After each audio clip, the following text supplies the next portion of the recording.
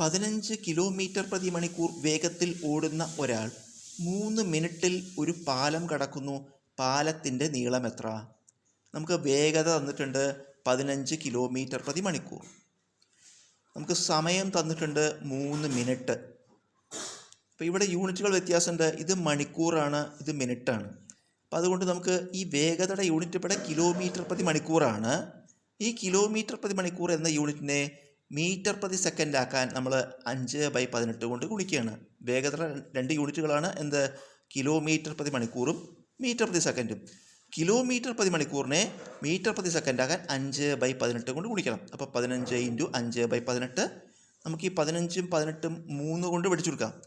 അപ്പോൾ 13 15 6 3 18.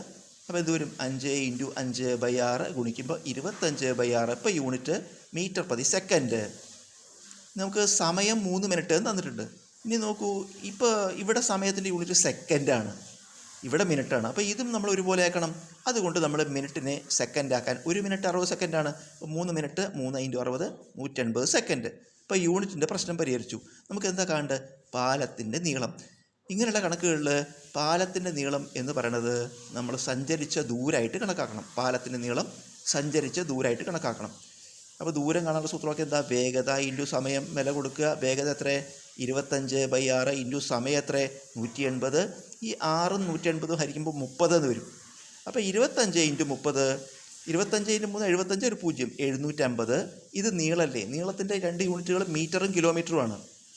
അപ്പോൾ ഇവിടെ നമ്മുടെ കണക്ക് ചെയ്യുമ്പോൾ നീളത്തിൻ്റെ യൂണിറ്റ് എന്താ കാണുന്നത്? മീറ്ററാണ് കാണുന്നത്. ചോദ്യത്തിൽ കിലോമീറ്റർ തന്നിരുന്നു, പക്ഷേ അത് നമ്മൾ മീറ്ററാക്കി മാറ്റി. അപ്പോൾ ഇവിടെ പാലത്തിൻ്റെ നീളം ഉത്തരം 750 മീറ്റർ.